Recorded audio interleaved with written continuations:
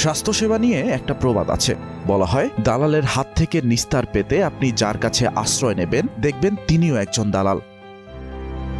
প্রাথমিক অনুসন্ধানী তথ্য বলছে চিকিৎসা সেবা পেতে আপনি যেখানেই খরচ করেন না কেন আপনার ব্যয়ের মোট ৩০ থেকে ৫০% অর্থ চলে যাচ্ছে দালাল ও কমিশনভোগীদের কাছে।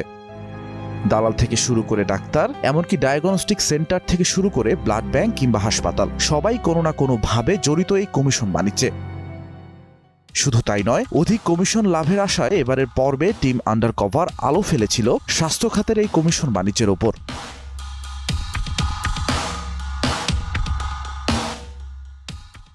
আব্দুল আল মামুন স্বাস্থ্য খাতের অনিয়ম ও কমিশন বাণিজ্যের বিরুদ্ধে সামাজিক যোগাযোগ মাধ্যমে দীর্ঘদিন ধরে সরব। নরসিংদীর বাসিন্দা জাকির হোসেনের একমাত্র মেয়ে সাবিহা, বয়স মাত্র ৬ বছর। জন্মের পর থেকেই অসুস্থ সন্তানের চিকিৎসার আশায় এক হাসপাতাল থেকে আরেক হাসপাতালে ঘুরেছেন বাবা। দালালদের চক্রব্যূহে তলিয়ে যাওয়া এই পরিবারের ভাগ্যে কি ঘটেছিল, কিভাবে দালালরা তাদের জীবনকে নরকে পরিণত করল। জাকিরের অভিযোগ, রোগী নিয়ে হাসপাতাল কর্মকর্তাদের অনাহুত ছোড়াছুড়িতে বিলম্ব হচ্ছিল চিকিৎসা। সন্তানকে বাঁচানোর এই অসম যুদ্ধে লড়তে গিয়ে জাকির যেন নিঃস্বের চাইতেও নিঃস্ব। চিকিৎসার দুর্বহ খরচ মেটাতে নিলামে উঠেছিল তার শেষ সম্বলটুকু। আমার অনেক ভালোবাসে, যখন শুনছি নতুন দিয়ে করছি না, আমি অনেক কান্নাকান্নি করছি। দালালদের তলহীন ফাঁদে পড়ে এখন অনিশ্চিত জীবন যুদ্ধে লড়ছে ছোট্ট সাবিহা। অতিরিক্ত পরীক্ষা লেখা, সরকারি হসপিটালে পরীক্ষা না করানো, দুইটার রুট কজ একটাই, রেফারাল কমিশন। একটা সিটি স্ক্যান করলে ৮,০০০ টাকা যেখানে আপনার মূল রেট রাখা হয়, সেখান থেকে তো ২৫০০ থেকে ৩,০০০ টাকা রেফারাল কমিশন আছে। তো ওই সিটি স্ক্যানটা কেন ৬,০০০ টাকায় রেট করা হলো না?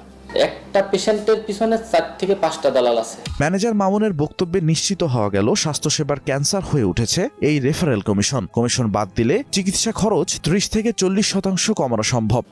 ধরেন ১৪,০০০-এর বেশি ডায়াগনস্টিক সেন্টার রয়েছে, ৬,০০০, এগুলো কিন্তু লাইসেন্স সহ। ৬,০০০-এর মতো আমাদের ক্লিনিক্স হাসপাতাল রয়েছে।